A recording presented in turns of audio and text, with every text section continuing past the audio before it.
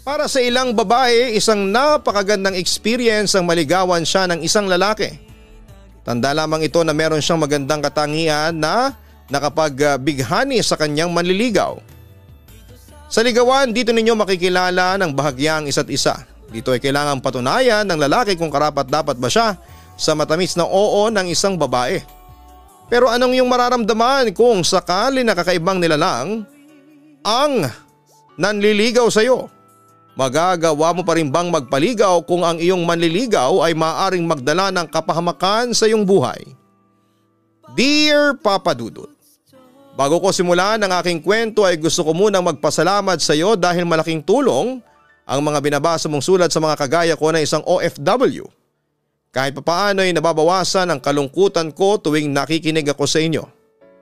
Ako nga pala si Jaslyn, avid listener po ninyo, 36 years old at meron ng sariling pamilya. Meron akong 3 anak na nasa Pilipinas kasama ang aking mahal na asawa. Ang aking ibabahaging kwento ay nangyari matagal ng panahon ng nakakalipas. High school pa lamang ako noon, nakatira ang aking pamilya sa Quezon Province. Simple lamang ang aming buhay doon. Isang mangingisda ang aking tatay at ang nanay ko ay nagtitinda ng ulam sa harapan ng aming bahay. Sakto lamang ang kinikita ng aking mga magulang para tustusan ang aming pangangailangan. Nang panahon na yon ay 2 na lamang kaming kasama ng mga magulang namin sa bahay. Ako at ang bunso kong kapatid na babae. Ang aking 2 nakakatandang kapatid na parehas lalaki ay may asawa na at nakabukod sila ng bahay sa amin. Ang lupang kinakatirikan ng aming bahay ay sarili namin kaya kahit papaano ay nagawa naming palakihin yon ng kaunti. Gawa sa pawid ang bubong at kawayan at sawali ang dingding. Tigisa kami ng kwarto ng kapatid kong bunso na si Angel. Matanda lang ako sa kanya ng 3 taon, Papa Dudut. Ang mga kamag-anak namin sa side ng tatay ko ay taga Quezon din. Pero nasa parting dulo na sila. Halos malapit na sa Bicol. First year high school ako nang dinala kami roon ni Papa nang mamatay ang isa niyang kapatid. For the first time ay nakilala ko ang mga pinsang ko sa side ng tatay ko. Nakilala ko rin ang mga kapatid ni tatay. Nagstay kami roon ng 3 araw. Isang gabi ay narinig ko na merong pinag-uusapan sina tatay at ang mga kapatid niya. Pinag-uusapan nila ang pamangkin ng lola ko na ang pangalan ay Magda. Tinanong kasi ni tatay kung bakit wala si Magda. Ang sabi ng isa kong tita ay nasa Maynila si Magda at sumama sa boyfriend nito. Huli raw nilang balita ay nabuntis pero nalaglag ang dinadalang bata. Yun na raw ang huling balita na alam nila tungkol kay Ate Magda. Hindi na raw kasi nila ito makontak at hindi na rin nauwi sa lugar nila.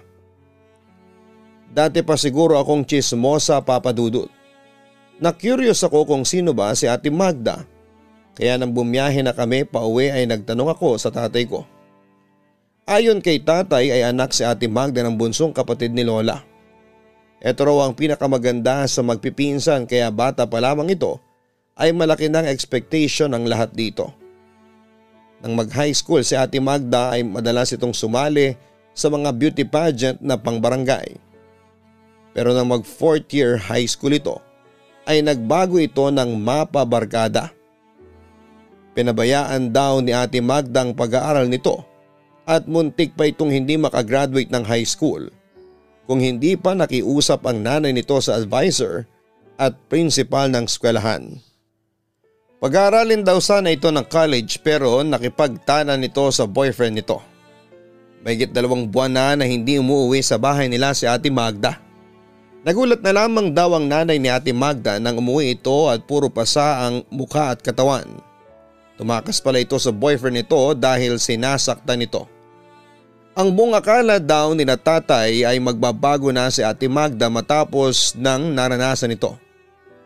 Nagtrabaho pa nga raw ito sa isang fast food restaurant. Pero makalipas ang isang taon ay bigla naman itong nawala nang walang paalam. Yun pala ay meron itong sinamahan na lalaki na malaki ang agwat ng edad dito. Hinahanap na raw nila si Ate Magda at nang malaman nila kung nasaan ito ay nagdala na sila ng pulis. 17 years old pa lang kasi noon si Ate Magda. Minor de edad pa ito. Nagkagulo pang araw kasi at ayaw sumama ni Ate Magda sa pamilya nito pauwi sa Quezon Province. Simula noon ay hindi na hinayaan na magtrabaho si Ate Magda.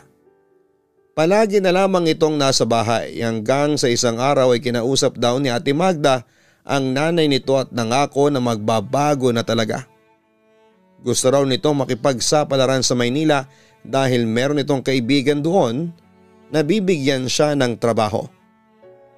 Ay daw sana itong payagan at baka kung ano ang gawin nito sa Maynila.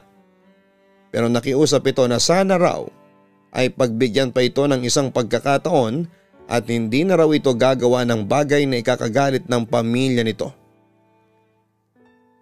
Naniwala kay Ate Magda ang nanay niya, Papa Dudut. Binigyan pa raw ito ng pamasahe papuntang Maynila bukod pa ang perang allowance nito habang hindi pa ito sumasahod sa sinasabi nitong trabaho. Sa una ay okay naman daw si Ate Magda sa Maynila. Umuwi ito kung minsan at may mga pagkakataon na nagpapadala pa ito ng pera.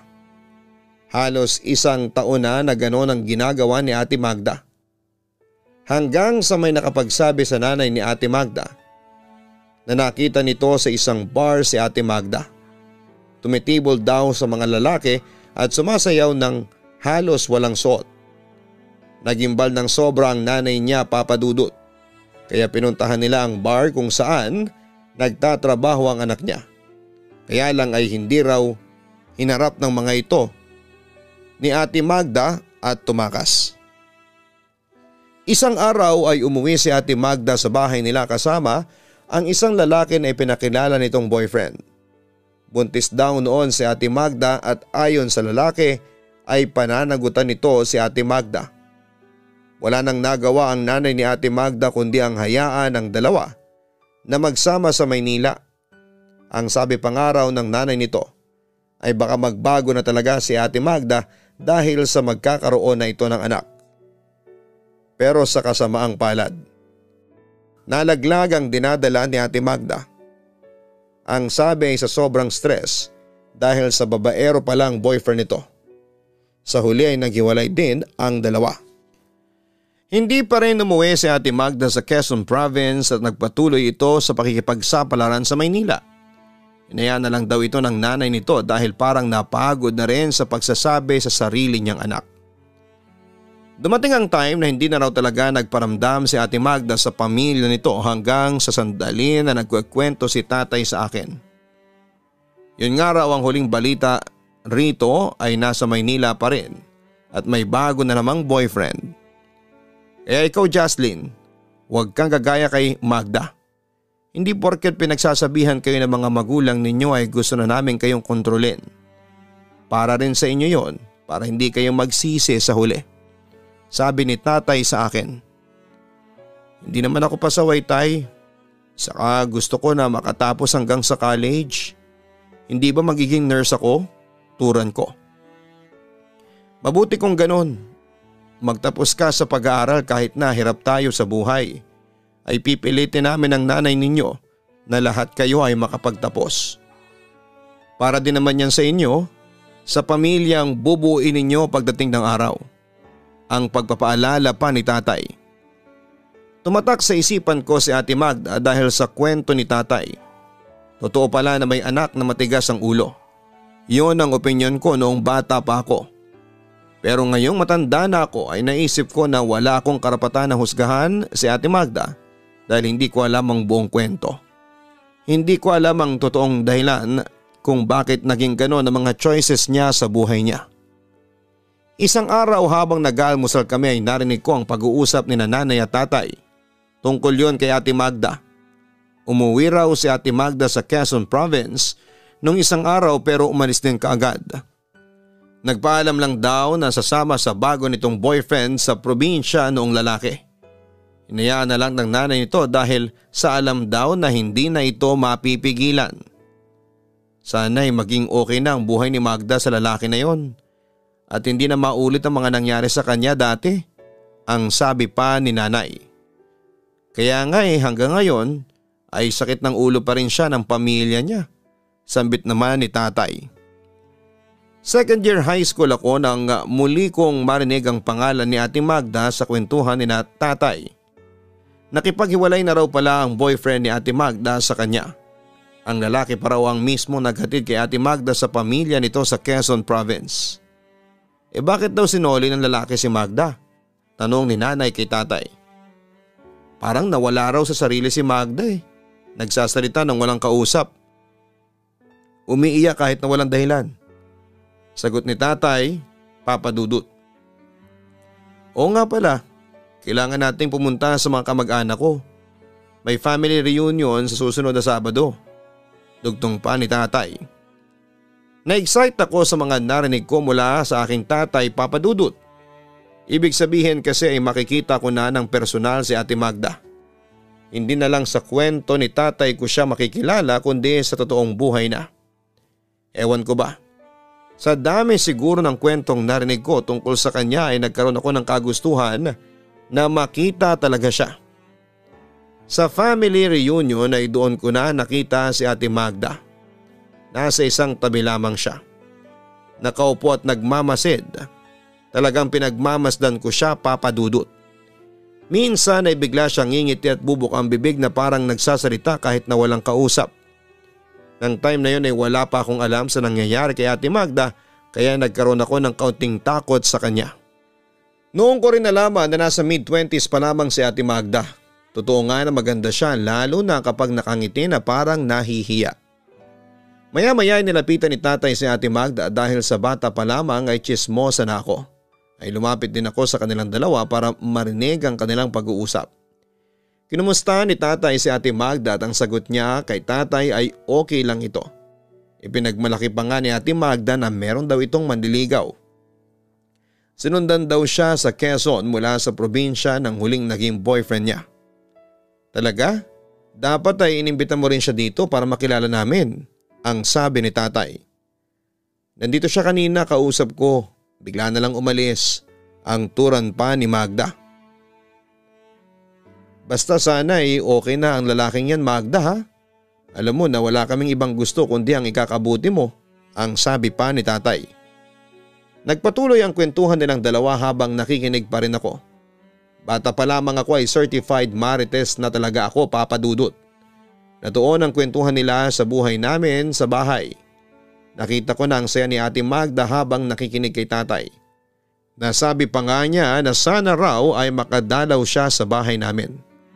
Ang sabi naman ni tatay ay welcome si Ate Magda na magbakasyon sa bahay kahit kailan nito gusto. Tuwang-tuwa naman si Ate Magda at ang sabi niya kapag pinayagan siya ng nanay niya ay bibisita siya sa bahay namin. Naging okay naman ang family reunion. Kinailangan na rin naming umalis kinagabihan dahil Sunday na susunod na araw. Siyempre kailangan din namin ang kapatid ko ng pahinga bago mag-Monday at pumasok sa eskwelahan. Hanggang sa pag-uwi ay si Ate Magda pa rin ang nasa isipan ko. Tinanong ko si tatay kung totoo na magbabakasyon si Ate Magda sa bahay at ang tugon niya ay hindi. Sinabi lang daw niya yon para meron silang mapag-usapan na dalawa. Naramdaman niya raw kasi na kailangan ni Ate Magda ng makakausap dahil tila nawala na talaga ito sa sariling katinuan. Saka alam daw ni tatay na hindi ito papayagan ng nanay nito na umalis sa bahay dahil baka kung ano na naman ang gawin nito sa buhay niya. Isang araw ay nakatanggap ng tawag si tatay mula sa nanay ni Ate Magda. Nang sabihin ni tatay kay nanay ang napag-usapan nila ay nalaman ko na magbabakasyon pala sa bahay namin si Ate Magda. Tinutulan niyo ng nanay ko at katwiran niya ay hindi namin kayang alagaan si Ate Magda dahil sa kalagayan nito. Natatakot din siya na baka raw kung ano ang mangyari rito habang nasa poder namin. Nagpupumilit daw kasi si Ate Magda na dito muna sa atin kahit na isang linggo. Umiiyak pa raw sabi ng nanay niya. Nakiusap na nga sa akin na pumayag ako. Naka-oo na ako at hayaan mo na lang. Isang linggo lang naman ang sabi pa ni tatay. Isang linggo lang? Maraming pwedeng mangyari sa isang linggo. Alam mo naman ang kondisyon ni Magda. Wala tayong kapasidad na bantayan siya. Paano kung bigla yung manakit? Naha-high blood na wika ng nanay ko. Hindi yun. Siguro nga'y wala siya sa katinuan niya pero hindi yun mananakit, ang sabi pa ni tatay. Wala nang nagawa si nanay ng time na yon, Papa Dudut. Nahiya kasi si tatay na bawiin ang pagpayag niya na doon muna si Ate Magda sa bahay namin ng 1 week. Makalipas lang ang 3 araw ay dumating na si Ate Magda sa bahay. Inihatid siya ng isa niyang kapatid na lalaki. Isang traveling bag ang dala niya. Matapos na magtanghalian ay umalis na ang kapatid ni Ate Magda. Hindi raw siya maaaring magpagabi sa biyahe at baka maiwan pa siya ng last trip ng bus pauwi sa kanila. Kami na raw muna ang bahala kay Ate Magda. Nagsama muna kami ng kapatid ko sa kwarto. Habang yung kwarto ng kapatid ko ay pansamantalang pinagamit kay Ate Magda. Tuwang-tuwa pa nga siya kasi hindi raw niya inaasahan na magkakaroon siya ng sariling kwarto sa bahay. Sa bahay daw kasi nila ay magkatabi silang lahat na natutulog sa sala habang may nakalatag na karton at banig. Sa unang araw ni Ate Magda ay okay naman siya. Nasobrahan siya sa kasipagan to the point na inagawa na niya ang nanay ko sa gawaing bahay. Madaling araw pa lamang ay gising na siya. Nagwawali siya sa palibot ng aming bahay. May mga puno ng mangga, kaya normal na tuwing umaga ay maraming tuyong dahon sa bakuran namin. Pagkatapos namin mag-almusal ay kinuha niya ang lahat ng labahang damit namin at nilabahan niya yon. Nagulat pa nga si nanay sa paglalaba ni Ate Magda dahil hindi pa yon ang araw ng paglalaba. Nag-offer si nanay na siya na ang gagawa noon pero tumanggi si Ate Magda. Nakakatuwa raw palang maglaba sa amin kasi meron kaming gripo. Sa kanila raw kasi ay ilog sila naglalaba. Pagsapit naman ng hapon ay naglilinis siya sa loob ng bahay. Pati ang mga kwarto namin ay nilinisan din niya. 2 araw na ganoon si Ate Magda. Alam ko na nakakatuwa na masipag siya pero kinabahala yon ng nanay ko. Baka isipin ng nanay ni Magda na ginawa natin siyang kasambahay dito. Nasobrahan naman yata ang sipag niyang si Magda, ang sabi ni nanay kay tatay. Hindi yun iisipin ng nanay niya, saka siyang nagkusa na kumilos dito sa bahay. Hindi natin siya inuobliga na kumilos dahil bisita natin siya. Sambit pa ni tatay. Paano kung iba ang sabihin ni Magda sa nanay niya? Tapos tayo pa ang lalabas na masama. Wika ni nanay. Kilala ko si Magda. Hindi siya sinungaling. Siguro ay naghahanap lamang siya ng gagawin. Kaya pabayaan mo na lamang. Tura ni tatay. Simula noon ay hinayaan na lang namin si Ate Magda sa pagiging sobrang masipag niya. Pero sinasabihan pa rin siya ni nanay na magpahinga at pwede naman itong manood ng TV. Wala namang problema kung hindi siya kumilos sa bahay namin dahil nandun siya bilang isang bisita. Kinausap din ako ni nanay na samahan kong mamasyal si Ate Magda. Daling ko raw sa dagat para makapag-swimming. Baka raw kasi naiinip ito sa bahay kaya panay ang paggawa ng mga gawaing bahay. Kaya nang sumapit ang Sabado after namin mag-almusal ay inaya ko si Ate Magda na mag-swimming at mamasyal sa dagat. Pumayag naman siya at tuwang-tuwa pa nga siya nang nasa dagat na kaming dalawa. Mahusay lumangoy si Ate Magda kaya hindi ako nag-alala sa kanya. Kahit sa malalim na bahagi ng tubig ay nakakaya niyang magpunta. Nang mapagod siya sa paglalangoy ay umupo kami sa buhangin at doon ay kinausap niya ako. May nanliligaw na ba sa iyo, Jocelyn? Casual na tanong ni Ate Magda. Wala pa po. Saka ayaw ko pa. Kung itatanong mo kung may boyfriend na ako ay wala din. Sa school po ako nakafocus ngayon. Sagot ko sa kanya. Nung ganyang edad ko may boyfriend na ako. Kinikilig niyang sabi. Narinig ko sa pag-uusap ninyo ni tatay noong reunion na may nanliligaw sa iyo ate. Siguro ang lungkot niya kasi malayo ka ngayon sa kanya, ang sabi ko. Palagi naman nakasunod sa akin yung manliligaw ko. Kahit saan ako magpunta ay nandun siya, ang tura niya. Nagtaka ako sa sinabing yon ni Ate Magda. Tinanong ko siya kung nasaan ang manliligaw niya at kung sinundan ba siya dito sa lugar namin. Ang sagot niya ay oo. Doon na siya nagsimulang magkwento sa akin, Papa Dudut. Ayon kay Ate Magda ay nakilala niya ang manliligaw niya sa probinsya ng huling boyfriend niya. Pumunta raw sila sa isang falls. Tapos nang makita siya nito ay hindi na siya ninubayan. Palagi na raw nakasunod sa kanya. Kahit nga raw sa panaginip niya ay nagpapakita ito. Gusto pa nga raw siyang isama nito sa kaharian nito.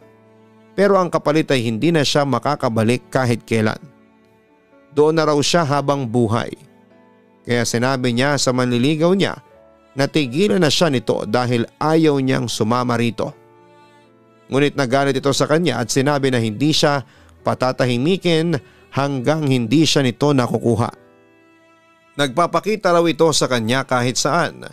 Minsan nagigising na lamang daw siya nang hinahalikan nito at hinahaplos ang kanyang katawan. Natatakot daw siya kapag ganon. Baka raw kasi sa pilitan siya nitong isama at wala siyang magawa. Kinilabutan na nagtaka ako sa mga sinabi ni Ate Magda, Papa Dudut. Nang tanungin ko kung tao ba ang manliligaw niya, ang sabi niya ay hindi. Isa raw itong engkanto. Dahil sa mga sinabi ni Ate Magda ay nasiguro ko na nawawala na nga siya sa kanyang katinuan. Ikinuwento ko yon sa nanay ko at ang hula niya ay naabuso ulit si Ate Magda ng huli nitong naging boyfriend. Baka raw yun ang naging dahilan kung bakit unti-unting nawawala na sa sarili si Ate Magda. Siguro raw ay nag-hallucinate si Ate Magda na merong engkanto na nanliligaw dito dahil sa naghahanap ito ng isang lalaki na mamahalin at tatratuhin siya ng tama. Inisip naming lahat na hindi totoong may manliligaw na engkanto si Ate Magda. Inisip namin na likha lamang yon ng kanyang imahinasyon. Ngunit ang mga sumunod na nangyari habang nandun siya sa amin ay talagang nagbigay sa amin ng takot at kilabot.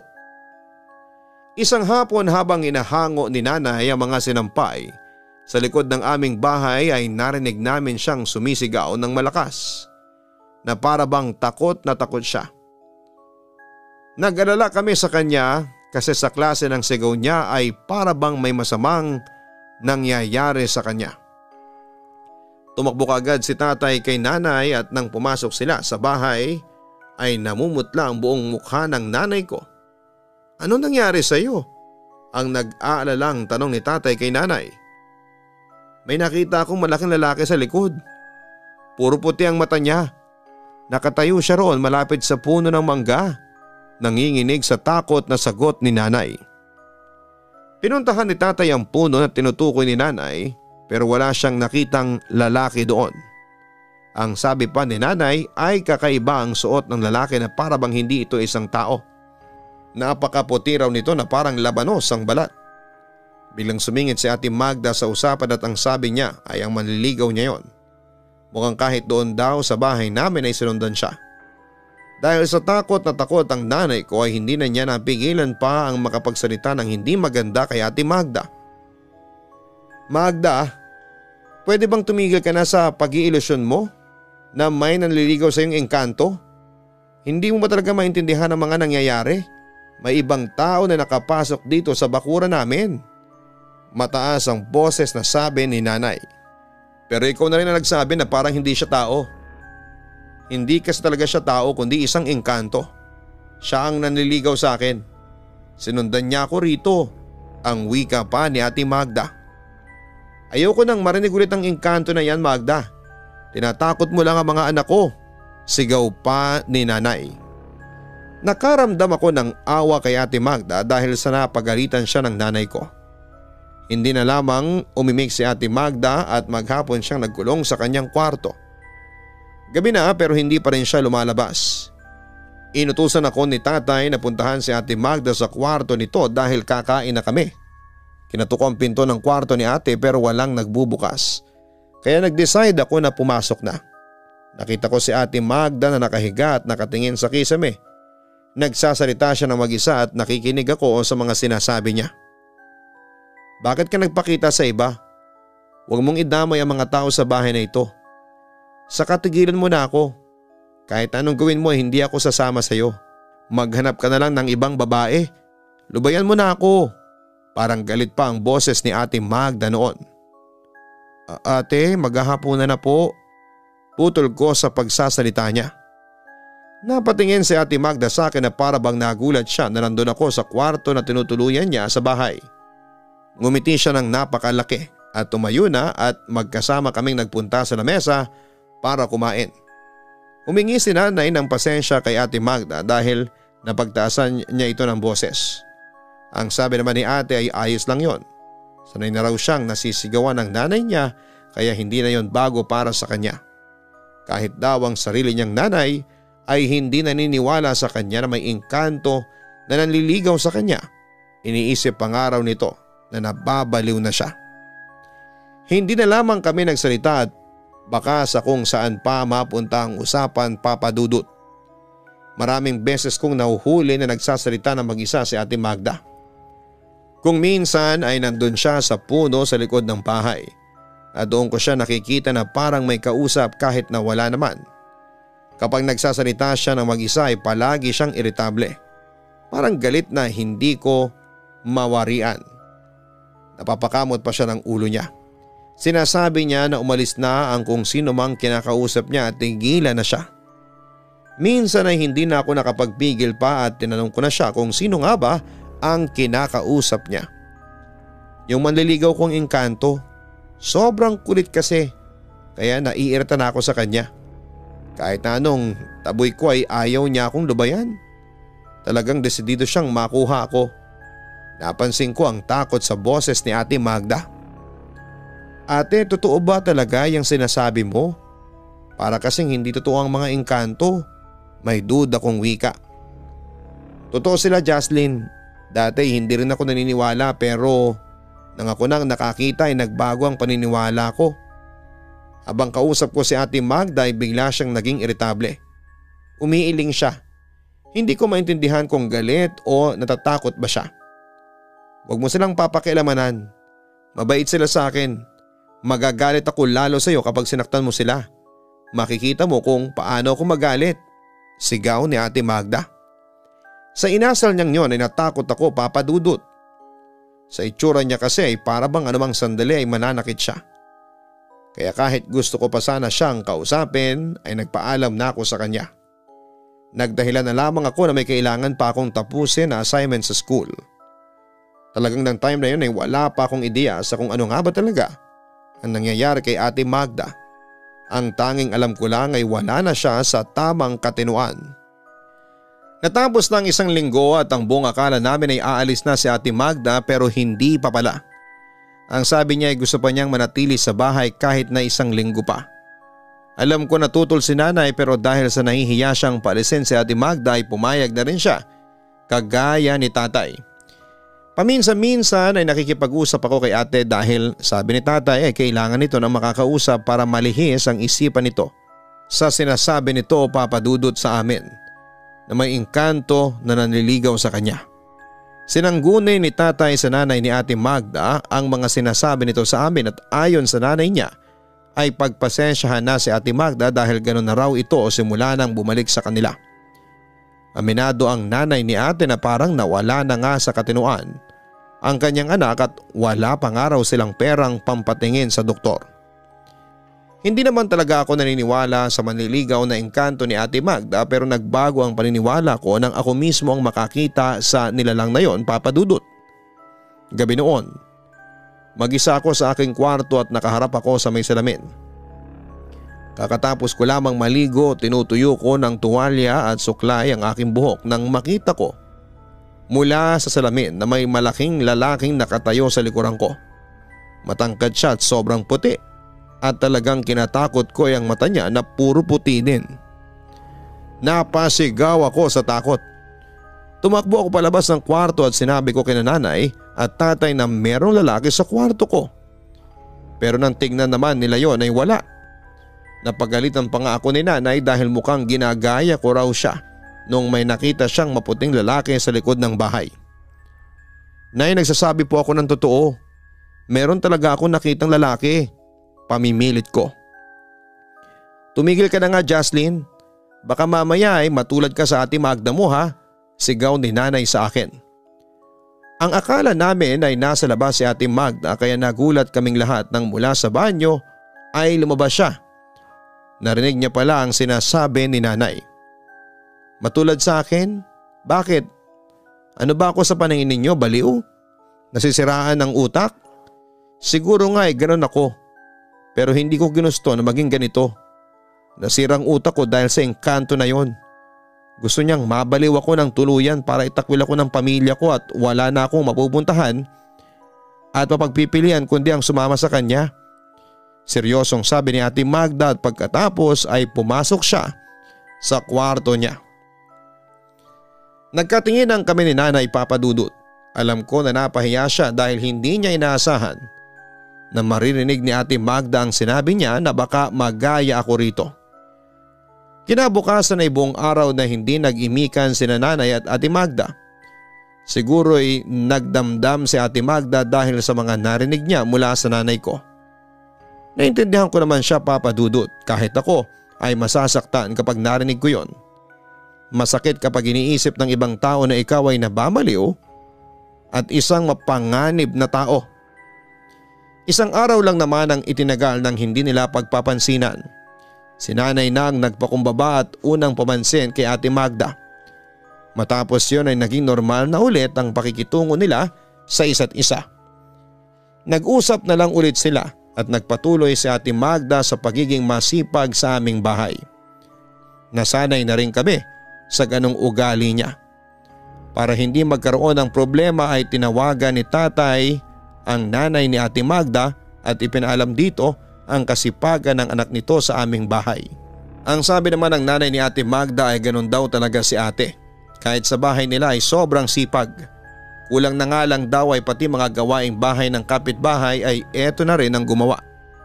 Ang katangian na yon ni ate Magda ang isa sa mga hinahangaan ko sa kanya. Ang kanyang kasipagan. Ate, magpahinga ka muna dyan sa paglalaba.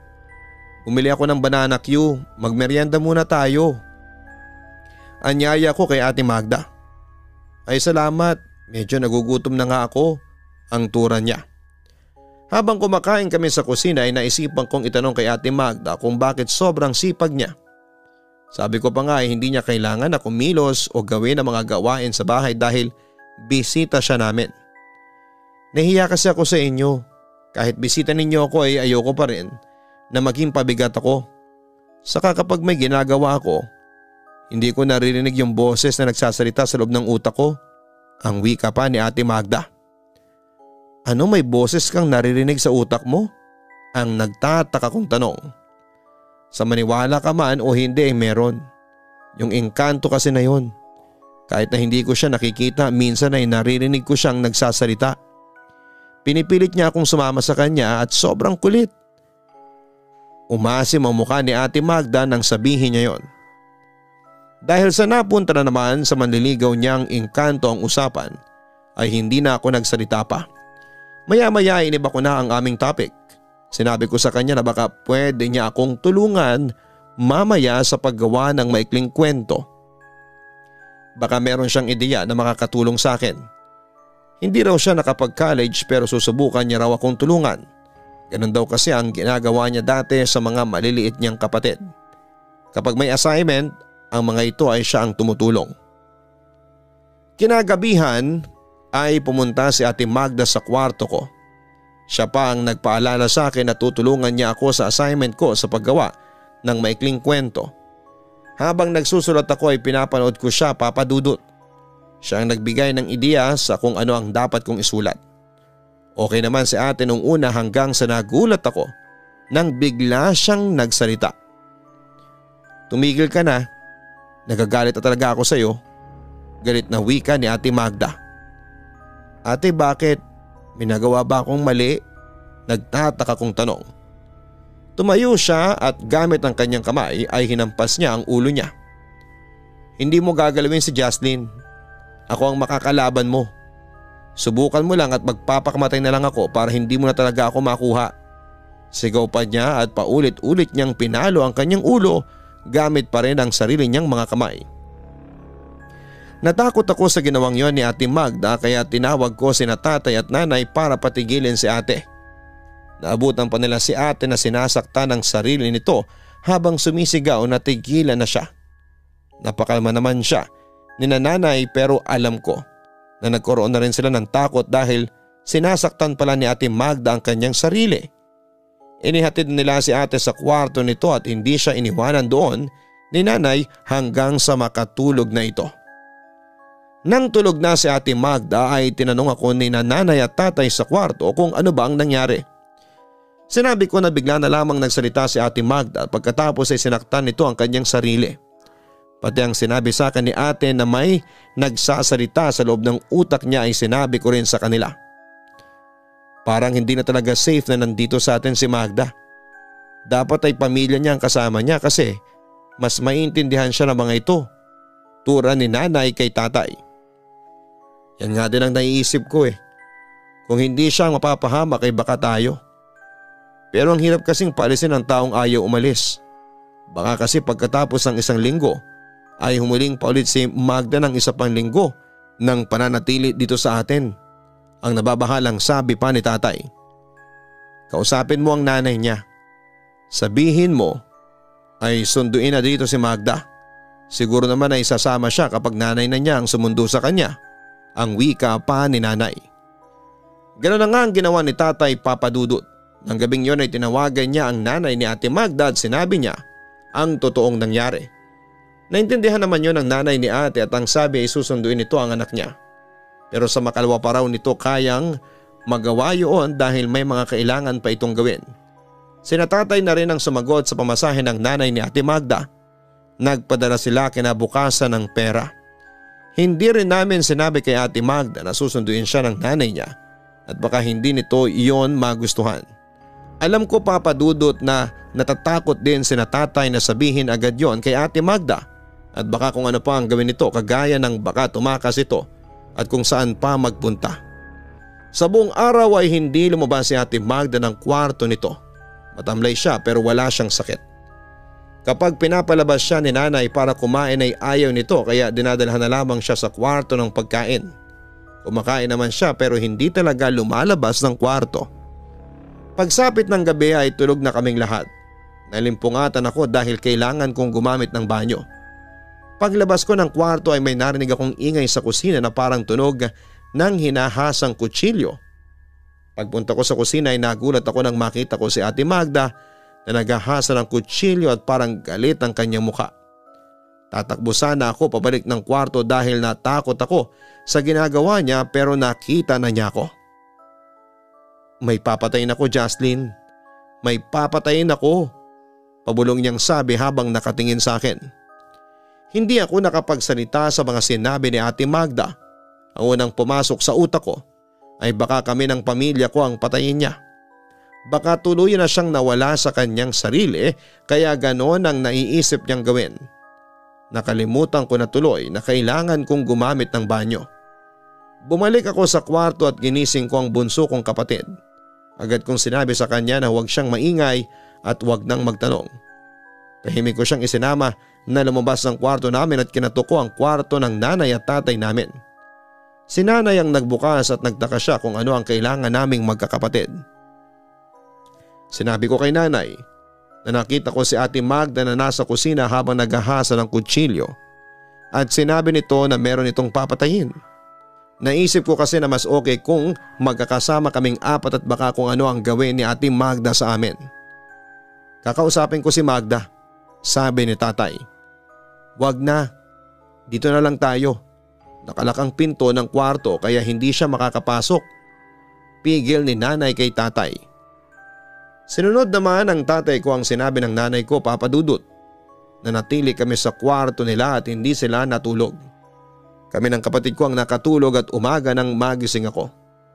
Safe naman kaming lahat Natatakot pa nga kaming lumabas at baka madat na namin si Ate Magda na may dala pa ring kutsilyo.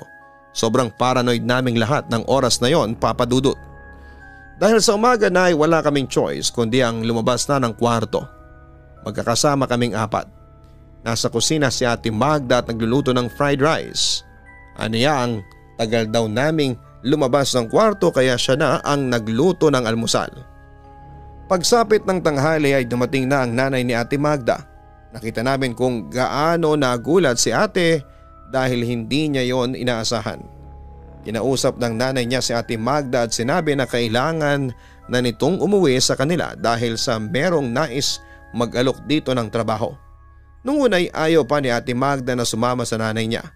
Kaya sinabi ng nanay niya sa kanya na nahihiya na ito sa parents ko dahil ang tagal na nitong nasa bahay namin. Doon na nagsimulang mag-impake si Ate Magda at walang imik itong sumama sa nanay niya paalis. Sa totoo lang ay nakakalungkot nang umalis si Ate Magda sa bahay. Parang naging nakakatandang kapatid ko na siya.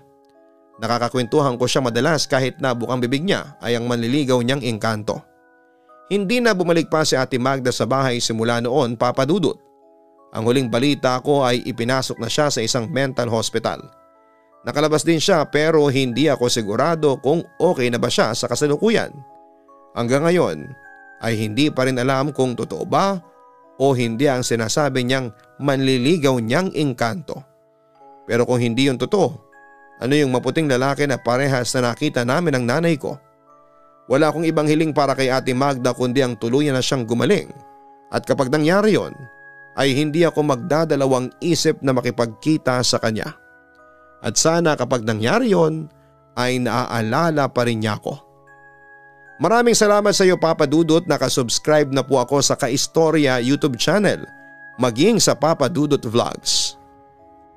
Lubos na nagmamahal, Jaslyn. Marami ang nakaranas ng depression at anxiety at kung minsan ay nagkakaroon sila nito ng dahil sa mga hindi magagandang nangyari sa kanila. May ilan na hindi sila naiintindihan at ang kanilang pinagdadaanan kaya nahuhusgahan sila. Ngunit hindi dapat natin po ito ginagawa bagkus ay lawakan natin ang ating pangunawa. Kausapin natin sila kung nais nilang makipag-usap, makinig ka sa mga sinasabi nila dahil madalas ay ang nais lamang nila ay may isang tao na makinig sa kanilang naisabihin. Ang depression ay isang seryosong kondisyon. Kung hindi ka man ang nakakaranas nito, siguro'y isa sa mga taong malapit sa iyo. Kaya maging maingat tayo sa mga salitang sinasabi natin sa ating kapwa. Malaking bagay ang pagmamahal at suporta na ibinibigay mo sa kanila. At kung kinakailangan ay himukin mo sila na humingi ng tulong sa mga eksperto upang matugunan ang kanilang pinagdadaanan. Huwag kalimutan na mag-like, share, and subscribe. Maraming salamat po sa inyong lahat. Ang buhay ay mahiwaga, laging may lungkot at saya. Sa Papa Dudut Stories, laging may karamay ka.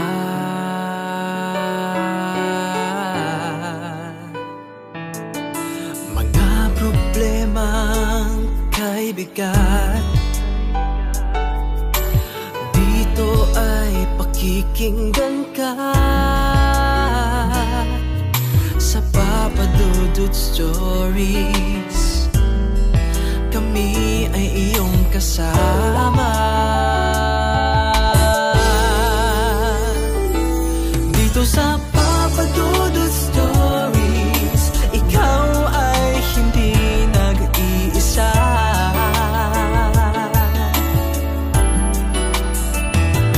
Dito sa Papa Dudut Stories, may nagmamahal sa'yo. Papa Dudut Stories, Papa Dudut Stories.